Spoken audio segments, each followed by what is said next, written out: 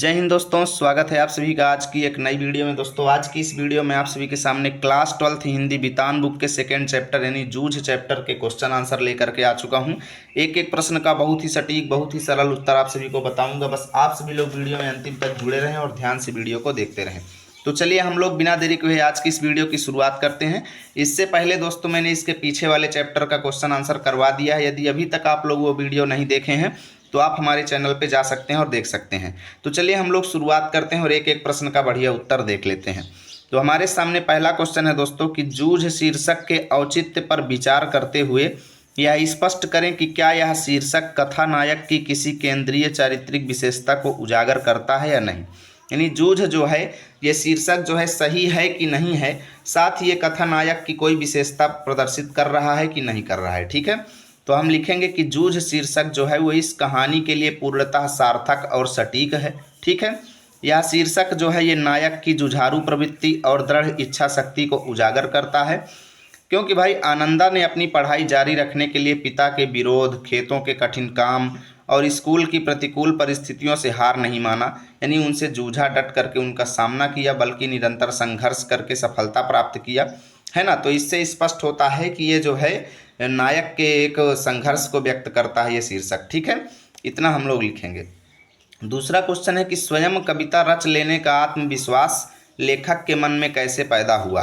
तो लिखेंगे कि भाई लेखक के मन में यह आत्मविश्वास अपने शिक्षक सौदलगेकर जी को देख करके पैदा हुआ। ठीक है, यानी उन्होंने जब अपने टीचर को देखा तो उनके अंदर एक कॉन्फिडेंस आया। ठीक है, जब उन्होंने देखा कि उनके शिक्षक भी हमारी तरह ही एक मनुष्य हैं और वे अपने आसपास के दृश्यों पर कविताएं रच लेते हैं। ठीक है, तो उन्हें लगा कि भाई वे भी कविता रच सकते हैं और एक कवि बन सकते हैं।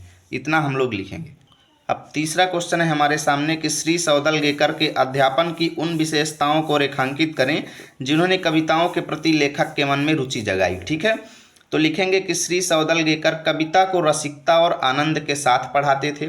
उनके पास सुरीला कंठ था, छंद का ज्ञान था और अभिनय की कला थी, जिससे वे कविता के भावों को जीवंत कर देते थे। ठीक है, वे पढ़ाते समय स्वयं भी उसमें डूब जाते थे और कवियों के निजी जीवन के संस्मरण सुनाते थे।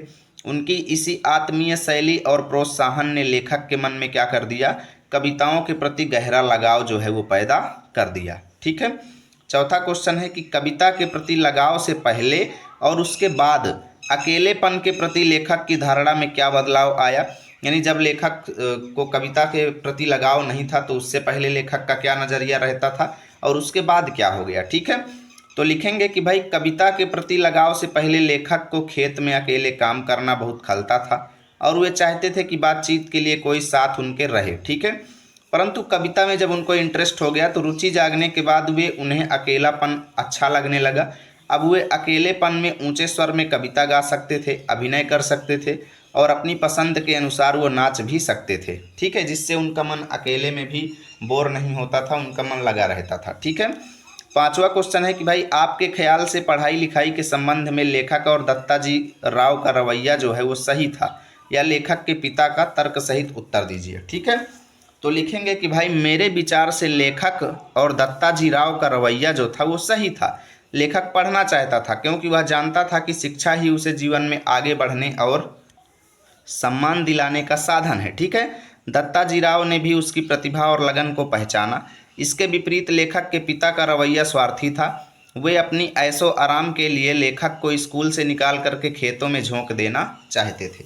ठीक है, छठवां क्वेश्चन है हमारे सामने कि दत्ताजी राव से पिता पर दबाव डलवाने के लिए लेखक और उसकी मां को एक झूठ का सहारा लेना पड़ा। ठीक है, यदि झूठ का सहारा न लेना पड़ता तो आगे का घटनाक्रम क्या होता, अनुमान लगाएं। तो हम लोग लिखेंगे कि भाई यदि लेखक और उनकी मां झूठ का सहारा लेकर के दत्ताजी राव के पास न जाते तो लेखक के पिता उन्हें कभी भी स्कूल नहीं भेजते। ठीक है, क्योंकि पिता की दबंगई और स्वार्थी स्वभाव के कारण लेखक जीवन भर खेत में मजदूरी करते रह जाते। उनकी साहित्यिक प्रतिभा कभी भी निखर नहीं पाती और वे एक प्रसिद्ध लेखक बनने के बजाय अनपढ़ किसान बन करके ही रह जाते। ठीक है, तो झूठ बोलने का ये फायदा हुआ कि लेखक एक बहुत ही प्रसिद्ध लेखक बन पाए। ठीक है, यहाँ से चैप्टर खत्म हुआ। एक एक प्रश्न का मैंने उत्तर बताया है। यदि वीडियो अच्छी लगी है तो आप लोग लाइक शेयर जरूर करें। साथ ही अगले चैप्टर की वीडियो चाहिए तो हमारे चैनल को भी सब्सक्राइब कर लें। मिलेंगे आप सभी के साथ अगली वीडियो में, तब तक के लिए जय हिंद जय भारत।